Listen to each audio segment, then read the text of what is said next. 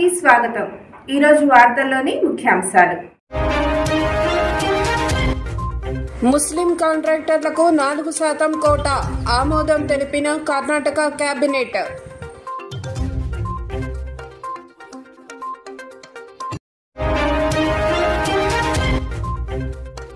కుంభమేళాలో 30 కోట్లు సంపాదించిన బోట్మ్యాన్ కుటుంబానికి 12.8 కోట్ల IT notice.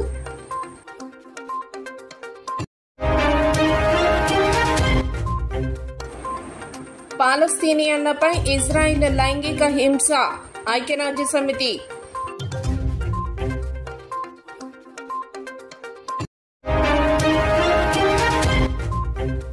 Voter Aadhaar card seeding pi CEC చర్చలు.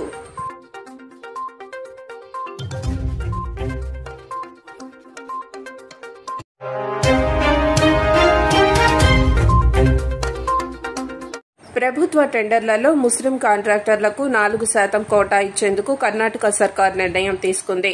శుక్రవారం ఆ రాష్ట్ర కేబినెట్ ఆ తీర్మానానికి ఆమోదం తెలిపింది. Karnataka transparency in public procurement చట్టంలో సవరణ తీసుకురానున్నారు. కేటీపీపీ చట్టంలో కేటగిరీ 2B కింద రిజర్వేషన్ విధానాన్ని అమలు చేయనున్నట్లు సీఎం సిద్దరామయ్య అసెంబ్లీలో ప్రకటించారు. కేటగిరీ 2Bలో ముస్లిం కాంట్రాక్టర్లు ఉంటారన్నారు. కేటగిరీ 1 కింద ఎస్సీ ఎస్టీలు, కేటగిరీ 2A కింద వెనుకబడిన తరగతులు వారుంటారు. కేటీపీపీ చట్టం ప్రకారం కేటగిరీ 2B కింద ఉన్న ముస్లిం కాంట్రాక్టర్లు సుమారు 2 కోట్ల మేర ప్రభుత్వ పనులు చేసేందుకు అర్హులవుతారు. సీఎం సిద్దరామయ్య చేసిన ప్రకటనను వ్యతిరేకిస్తూ కర్ణాటక బీజేపీ ఆన్లైన్లో ఆందోళన చేపట్టింది. హలాల్ బడ్జెట్ అని పేర్కొంటూ సోషల్ మీడియాలో ఆ పార్టీ కామెంట్ చేసింది. ప్రస్తుత అసెంబ్లీ సెషన్లో సవరణ బిల్లును ప్రవేశపెట్టిన తర్వాత ముస్లిం కాంట్రాక్టర్ల కోటాను అమలు చేస్తామని సీఎం సిద్దరామయ్య తెలిపారు. గ్రామీణ ప్రాంతాలకు ఈ ఖాతా సౌకర్యాన్ని కల్పిస్తున్నట్లుగా కూడా సీఎం తెలిపారు. దీనికోసం పంచాయతీరాజ్ శాఖ ఆమోదం తెలిపిందన్నారు.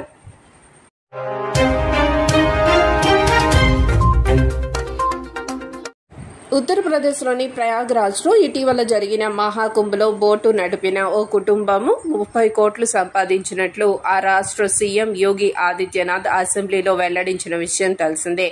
బోట్మ్యాన్ పింటూ మాహ్రా కుటుంబం త్రివేణి సంగమం వద్ద కుంభమేళా సమయంలో 45 రోజుల పాటు సుమారు 130 బోట్లు నడిపారు. అరైల్ గ్రామానికి చెందిన ఆ ఫ్యామిలీ 45 రోజుల్లోనే 30 కోట్లు ఆర్జించింది. అయితే ఆ కుటుంబానికి ఆదాయపు పన్ను శాఖ ఇప్పుడు నోటీసులు జారీ చేసింది. ఇన్కమ్ ట్యాక్స్ చట్టం 1961 ప్రకారం 12.8 కోట్ల రూపాయలు పన్ను చెల్లించాలని ఆ నోటీసులో పేర్కొన్నారు.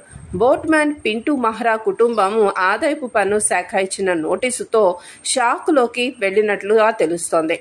ఆ నోటీసులపై financial planner, SEBI research analyst AK Manthan స్పందించారు. బోట్మ్యాన్ పింటూ డబ్బు సంపాదించినా ఆయనకు సుఖం లేకుండా పోయిందన్నారు. కుంభమేళాలో రద్దీ వల్ల ఒక్కొక్క రైడ్పై 1000 వసూలు చేసి ఆ డబ్బును సంపాదించారని, కానీ ఆ తర్వాత జరిగిన పరిణామాలు ఆ ఫ్యామిలీకి షాక్ ఇచ్చినట్లు తన పోస్టులో పేర్కొన్నారు.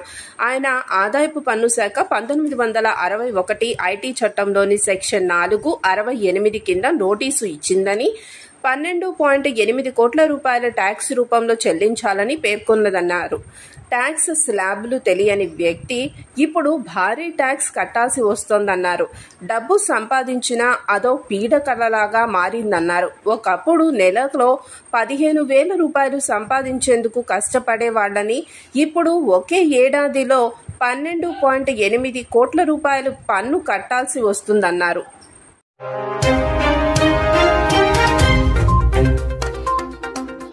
హమాస్తో యుద్ధం వేళ ఇజ్రాయిల్పై ఐక్యరాజ్య సమితి తీవ్ర ఆరోపణలు చేసింది. గాజా స్ట్రిప్లో యుద్ధం సందర్భంగా పాలస్తీనియన్లపై ఇజ్రాయిల్ లైంగిక హింసకు పాల్పడిందని ఐరాసకు చెందిన మానవ హక్కుల నిపుణులు గురువారం ఆరోపించారు. గాజా ప్రాంతంలో హమాస్తో జరిగిన యుద్ధంలో ఇజ్రాయిల్ లైంగిక పునరుత్పత్తి, ఇతర లింగ ఆధారిత హింసకు క్రమబద్ధంగా పాల్పడిందని వారు తెలిపారు. 2023 అక్టోబర్ 7న ఇజ్రాయెల్పై హమాస్లు దాడి చేసిన అనంతరం ఇంత తీవ్ర స్థాయి ఆరోపణ ఎప్పుడూ రాలేదు. అయితే ఇజ్రాయెల్ వ్యతిరేక చర్యలో భాగంగానే ఐరాస మానవ హక్కుల కౌన్సిల్ ఇలాంటి ఆరోపణలు చేసిందని ఆ దేశ ప్రధాని నెతన్యాహు అన్నారు. అయితే వారు దీనిపై తాము కనుగొన్నదేమిటో వివరించలేదని ఆయన విమర్శించారు. గాజాపై ఇజ్రాయెల్ చేసిన దాడి అనంతరం ఐరాస మానవ హక్కుల కమిషన్ యుద్ధం జరిగిన ప్రాంతంలో పర్యటించి దానిపై నివేదిక సమర్పించింది.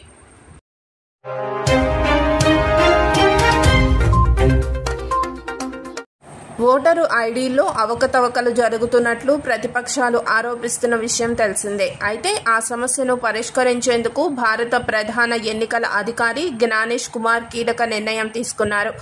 కేంద్ర హోంశాఖ కార్యదర్శి, లెజిస్లేటివ్ సెక్రటరీతో పాటు UIDAI CEOలతో భేటీ కానున్నారు. ఓటరు ఐడెంటిటీ కార్డును, ఆధార్ కార్డును అనుసంధానం చేయాలన్న అంశంపై చీఫ్ ఎలక్షన్ కమిషన్ నిర్ణయం తీసుకోనున్నారు. ఎలక్టోరల్ డేటాలో జరుగుతున్న అక్రమాలకు చెక్ పెట్టే ఆలోచనతో ఓటర్ ఆధార్ కార్డు సీడింగ్ గురించి చర్చించనున్నారు. అయితే వాలంటరీ పద్ధతిలో ఆధార్ డేటా బేస్తో ఓటర్ ఐడీలను సీడింగ్ చేసే అవకాశం ఇప్పటికీ ఉన్నది. కానీ అక్రమాలు ఎక్కువ అవుతున్న నేపథ్యంలో ఈ ప్రక్రియను ఖచ్చితంగా పాటించే రీతిలో చర్యలు చేపడుతున్నారు. ఉడై CEOను కూడా చీఫ్ ఎన్నికల అధికారి ఈ అంశంపై కలవనున్నారు. ఇటీవల ముగిసిన ఢిల్లీ అసెంబ్లీ ఎన్నికల్లో ఓటరు రోల్స్లో భారీగా అక్రమాలు జరిగినట్లు ఆమ్ ఆద్మీ పార్టీ ఆరోపించింది. ఢిల్లీ అసెంబ్లీ ఎన్నికల్లో విజయం సాధించేందుకు బీజేపీ ఓటర్ జాబితాలను మార్చేసినట్లు ఆమ్ ఆద్మీ పార్టీ ఆరోపించింది. మహారాష్ట్ర అసెంబ్లీ ఎన్నికల సమయంలో ఓటర్ల జాబితా నుంచి పేర్లను ECI తొలగించినట్లు కాంగ్రెస్ పార్టీ ఆరోపించింది.